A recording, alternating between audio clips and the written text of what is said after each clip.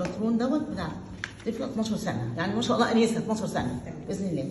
كده حله الرقبه.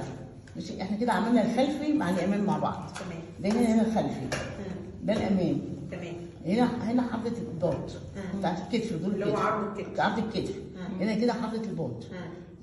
هنا ده وسع دوران الصدر. هنا دوران الوسط.